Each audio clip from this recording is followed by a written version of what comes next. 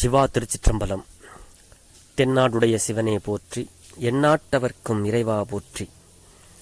அருள் திரு நால்வர் பொற்றால் எம் உயிர் துணையே, பெரும்பற்ற புலியூரானை பேசாத நாளெல்லாம் பிறவாத நாளே என்ற அருட்சிந்தனையில் இன்றைய தினம் நாம் சிந்திக்க இருப்பது அருள் திரு திருஞான சம்பந்த பெருமானார் அருளிச் செய்த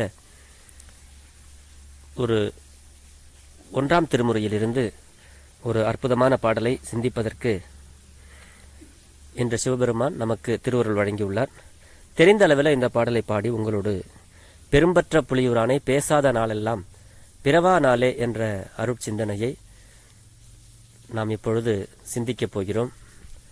திருச்சிற்றம்பலம். பண் நட்டப்பாடை, ராகம் கம்பீர நாட்டை. திருச்சிற்றம்பலம்.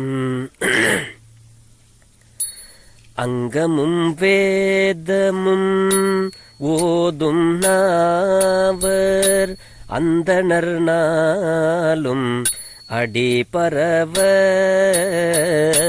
அங்கமும் வேதமும் ஓதும் நாவர் அந்தணர் நாளும் அடிபரவ.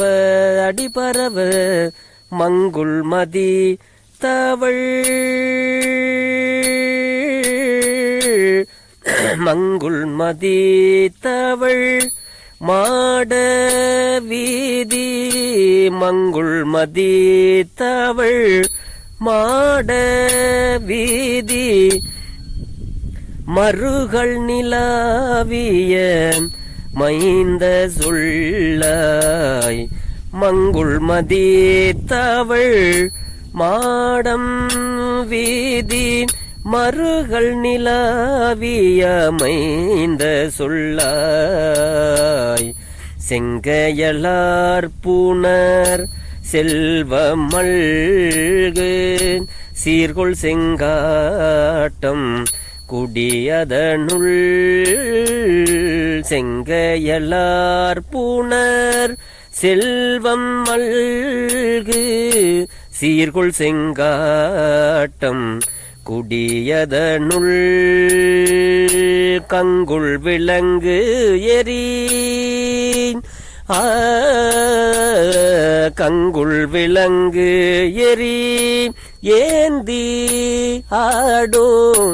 கங்குள் விலங்கு எரி ஏந்தி ஆடும் கணபதி ஈச்சரம் காமுரவே. கணபதி ஈச்சரம் காமுரவே.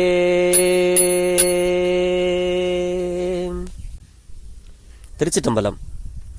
அங்கமும் வேதமும் ஓதும் நாவர் அந்தணர் நாளும் அடிபரவ அப்படிங்கிறாரு.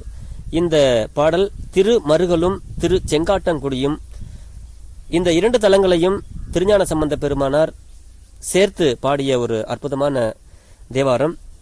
அதாவது 4 வேதங்களையும் 6 அங்கங்களையும் ஓதும் நாவினராகிய அந்தணர்கள் நாள்தோறும் சிவபெருமானாருடைய திருவடிகளை வணங்க வான மண்டலத்தில் உள்ள சந்திரன் தவழ்ந்து செல்லுதற்கு இடமாய் உயர்ந்து விளங்கும் மாட வீதிகளை உடைய திருமருகளில் எழுந்தருளியுள்ள இறைவனே, செங்கயல் நிறைந்த புனல் சூழ்ந்தும் செல்வ வளம் நிறைந்ததுமான புகழார்ந்த திரு செங்காட்டங்குடியில் எரியை கையில் ஏந்தி, அதாவது தீயை கையில் ஏந்தி நல் இருளில் நட்டம் ஆடுதற்கு இடமாய கணபதி ஈச்சரத்தை காமுறுதல் ஏன் சொல்வாயாக அப்படின்னு ஒரு கேள்வி போல இந்த பாடல் ஞானசம்பந்த பெருமானார் சிவபெருமானார் இடத்துல கேட்கிறாரு. அப்படிப்பட்ட ஒரு அற்புதமான பாடல். அங்கம் அப்படின்னா வேதம். அப்படி அங்கங்களாகிய 6 அங்கங்கள்னு சொல்லுவாங்க. அந்த 6 அங்கங்களும் பெருமான் இருக்கிறார். 6 அங்கங்களாக, 4 வேதங்களாகவும் 6 அங்கங்களாகவும் சிவபெருமான் இருக்கிறார் அப்படிங்கிறத இந்த பாட்டில் நமக்கு திருஞான சம்பந்த பெருமானார் நமக்கெல்லாம் எடுத்து சொல்றாரு. இதனைத் தொடர்ந்து ஒரு திருவாசக பாடலை நாம் இப்பொழுது சிந்திப்பதற்கும் சிவபெருமான் திருவருள் கூட்டியிருக்கிறார். அதையும் தெரிந்த அளவிலே நாம் பாடலாம், பொருள் பகிர்வோம். பெரும்பற்ற புலியூரானை பேசாத நாளெல்லாம் பிறவா நாளே. இது யாத்திரை 10. அடியார்கள் எல்லாம் கூட்டிக்கிட்டு தில்லைக்கு போறாரு. தில்லையில் அருளி செய்தது இது. எல்லாத்தையும் கூட்டிக்கிட்டு தில்லையில் இருக்கிற பெருமானை நம்மெல்லாம் சென்று அடைவோம் வாங்க அப்படின்னு யாரெல்லாம் இவர் பெருமான் கூப்பிடுறாரு அப்படிங்கிறது மாதிரி இந்த பாடல் நம்மளெல்லாம் கூட்டிகிட்டு போறாரு அவருடைய திருவடிக்கு. ஒரு படையாக தொண்டர்கள், சித்தர்கள், யோகிகள், அன்பர்கள் இவங்களை எல்லாத்தையும் நீங்க இந்த பக்கம் நில்லுங்க, நீங்க அந்த பக்கம் நில்லுங்க அப்படின்னு வழி நடத்தி கூட்டிட்டு போறாரு மாணிக்க வாசகர் நம்மளெல்லாம். அப்படி அமைந்த பெற்ற பாடல் இது. திருச்சிற்றம்பலம். தொண்டர்கள் தூசி சொல்லீர், தொண்டர்கள் தூசி செல்லீர், பக்தர்கள் சூழ போகீர், உன்பிரல் யோகிகளே பேரணி உந்தீர்கள்,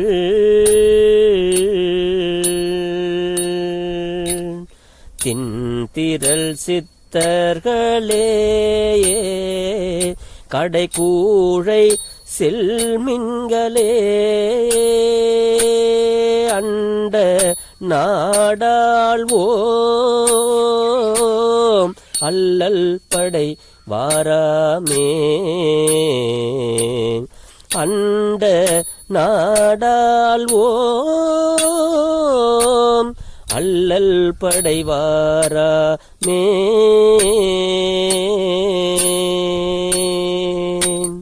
திருச்சிற்றம்பலம். இந்த பாட்டுல மாணிக்கவாசக பெருமானார் நாம் துன்பமாகிற படைகள் நம் மீது கிளர்ந்து வாராத வண்ணம், நமக்கெல்லாம் துன்பம் என்கின்ற படைகள் நம் மீது கிளர்ந்து வாராத வண்ணம் தேவர்களும் தொழுகின்ற நாட்டை ஆள்வோம், தேவர்கள் தொழுகின்ற நாட்டை ஆள்வோம். அதற்காக தொண்டர்களே முன்படையாக செல்லுங்கள், தொண்டர்கள் எல்லாம் முன்னாடி போங்க. அன்பர்களே இரு பக்கமும், 2 பக்கமும் அந்த பக்கமும் சூழ போங்கள். ஒளி ஆற்றல் பெற்ற யோகிகளே பெரிய அணிவகுப்பை நடத்துங்கள், பின்னாடி பெரிய திரளான அணிவகுப்பை நடத்துங்க. மிக்க வலிமை படைத்த சித்தர்களே பின்னாடி படையாக செல்லுங்கள் என்றவாறு இந்த பாட்டுல பொருள் சொல்றாரு. இங்கனம் படை அங்கமாக அவரவர் தகுதிக்கு ஏற்ப அணிவகுத்து செல்லுங்கள் என்று பணித்தவாறாம் இந்த பாடல் பொருள் பெற்றது. இப்ப தொண்டர்கள் அப்படின்னா சுவாமிக்கு தொண்டு செய்கிறவர்கள். நம்ம சிவபெருமானாருக்கு எம்பெருமான் கோயில் புக்கு புலர்வதன் முன் அழகிட்டு மிழுக்கும் இட்டு பூமாலை புனைந்து ஏத்தி புகழும் சரியை நெறியால் சாலோகம் பெறும் தகுதியுடையவர்கள் தொண்டர்கள். இவர்களுக்கு பக்தரும் யோகிகளும் சித்தரும் போல உரைத்த உள்ளம் இன்மையானும் சிவநெறியில் பழகுகின்றவர்கள் ஆதலானும் முன்படையில் அமைகின்றார்கள். சிவசிவ. இவர்கள் தச மார்க்கத்தார்கள். அடிமைகள் சிறிது மனம் வேறுபடினும் வேறான் தன்மையர். அவர்கள் மிக பொறுப்பான நிலையில்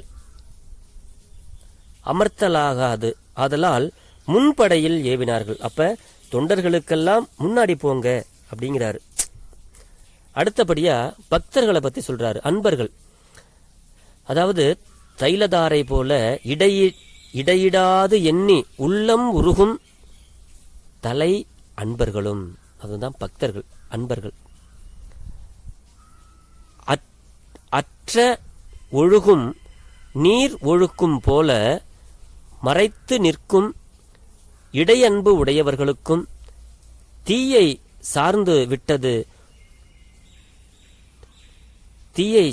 விட்டத்து உருகும் வெண்ணெய் போல திருக்கோயிலையும் சிவன் அடியார்களையும் திரு உருவையும் கண்டபோது மட்டும் கசியும் கடையன்பு உடையவரும் என மூவகைப்படுவார்கள் அவர்கள். சிவபெருமான கண்டா சிவனடியார்களையும் பார்த்தாங்கன்னா, அதாவது தழலது கண்ட மெழுகது போல உருகும் அப்படின்னு ஒரு இடத்துல சொல்லுவார். அந்த மாதிரி இருப்பார்களா பக்தர்கள். அப்படி 3 வகைப்படுவார்கள்.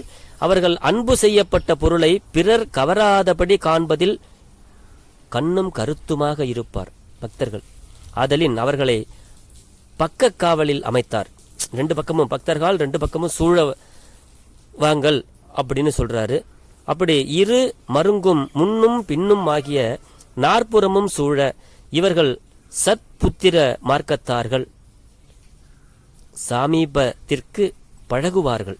அடுத்தபடியா யோகிகளை பத்தி சொல்றார். யோகிகள் தேகத்தில் சிவலோகம் காண்பவர்கள், அவருடைய உடம்பிலேயே சிவலோகத்தை காண்பவர்கள் யோகிகள்.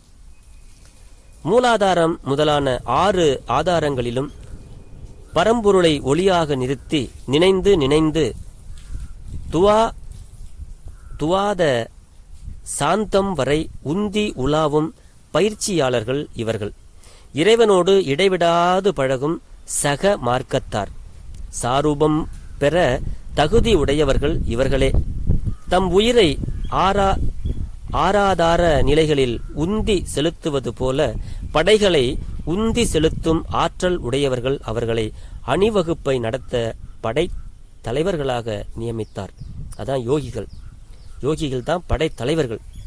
அடுத்தபடியா சித்தர்கள் யோக நெறியில் பழகி சித்தி பெற்ற சிவ ஞானியர் இவர்களே.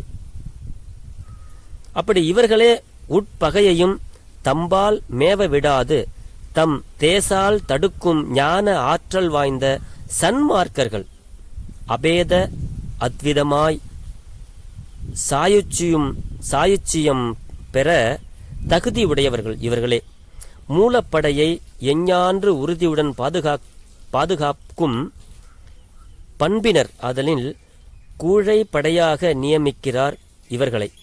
இவ்வாறு அணிவகுப்புடன் படை எழுச்சி அறிவிக்கப்படுகிறது. மாயப்படை நம்ம மேல வராம, துன்பம்ங்கிற படை நம்ம மேல வராம, இந்த தொண்டர்களை கூட்டாக ஒருங்கிணைத்து சிவபெருமானாருடைய திருவடிக்கு நம்ம எல்லாம் போவோம் அப்படின்னு நம்மளை எல்லாம் அழைக்கிறார் இந்த பாடல்ல நம்ம மாணிக்க வாசக பெருமான். அதுதான் இந்த பாடல். அற்புதமான பாடல். இந்த பாடல் இன்னும் முழுமையாக விளக்கம் சொல்லணும்னா இன்னும் நிறைய சொல்லலாம். ஆக சுருக்கமாக இருக்கணுங்கிறதுக்காக எளியேன் படித்து உங்களோடு அதை பொருள் பகிர்கிறேன். இதில் எந்த பிழை இருந்தாலும் பிழை பொறுக்கும் பெருமானின் அடியார்களாகிய நீங்கள் என் பிழையையும் பொறுத்தருள வேண்டுமென்று உங்களது பொன்னார் திருவடிகளை வேண்டிக் கொண்டு, பெரும்பற்ற புலியூரானை பேசாத நாளெல்லாம் பிறவாத நாளே என்ற அருட்சிந்தனையை நிறைவு செய்கிறேன். சிவா. திருச்சிற்றம்பலம்.